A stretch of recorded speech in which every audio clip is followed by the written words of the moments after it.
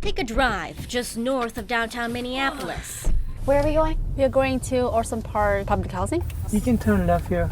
All across the street of Highway 55, those are all public housing. This is where you'll find a small and quiet community of Laotian refugees. I believe this building, 1301, most of the Lao community lives because I heard people say that this is a Lao community building. So going to this building here, turn left. Even after almost 50 years of the first wave of Lao refugees coming to America, do a lot of them still live in public housing? A good percentage moved to the suburb, but a good percentage of the elders that live here.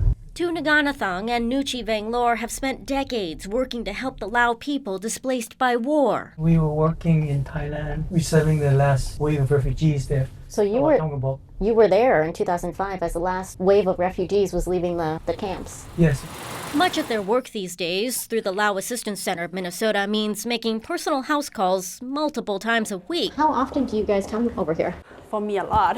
To offer help to members of this community, many who are older, many who may not have the means to drive, and many who still struggle with the English language. Many like Somche Kambando, who came to Minnesota in 1986. Bye, Dee. สบายดีสบายดีแม่สมใจ Hello เป็นแนวใดอีแม่อยู่อันมินนิโซตาหรืออยู่อเมริกาเป็นแนวใดดีให้แม่อยู่บ่ มักรัฐนี่แหละ I like Minnesota.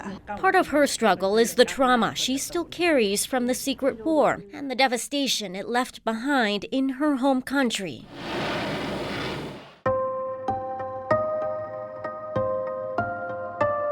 ก็ที่เรียนหนังสือบ่ได้เพราะว่าแม่ไปพุ่นแลเขาขากันเอียงเลยแม่มีแนวคิดแล้วก็เลยเข้าอเมริกาเลยเรียนบ่ได้ Yes, in Laos, it's not easy, during the war, and then kind of like they're killing each others, and I kind of have flashback sometimes. But finding mental health resources can be hard, especially with the language and cultural barrier. The same goes for finding good-paying jobs, and without enough money, owning a car, a home, and pursuing higher education still only remains a dream for many of the people here.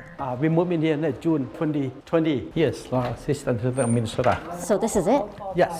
These are the type of things the Lao Assistance Center of Minnesota has tried to help the community with for decades. So how many people normally work? We have 14 people full-time. Would that work? He estimates the center helps upwards of 15,000 people every year with services. I can help interpret. Everything from translation to filling out important documents, job search, and much more. Yay, we got a job, Krista. The phones here ring constantly during normal business hours, but Executive Director Sunny Chantanawang also says that he still answers calls and Facebook messages late into the night. They have some emergency, they have some need from our community. We cannot say no to them, and then we cannot reject them. But even they can only do so much.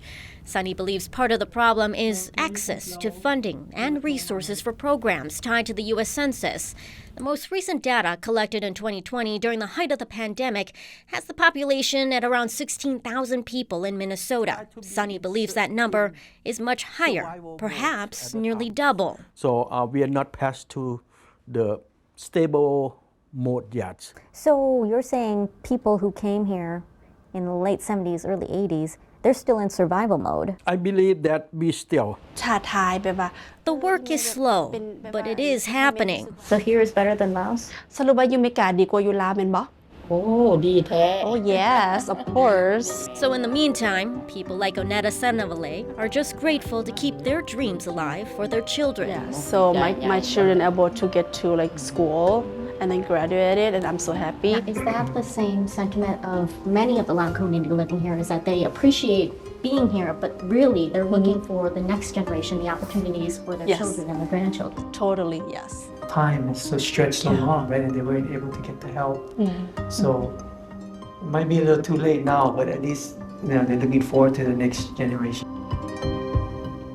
For more stories like this, don't miss our WCCO special, Vietnam, 50 years later, right now on YouTube. You can click or tap and start watching right now, or you can find the link in the description. And while you're there, hey, give us a like on the video and subscribe to WCCO's YouTube channel.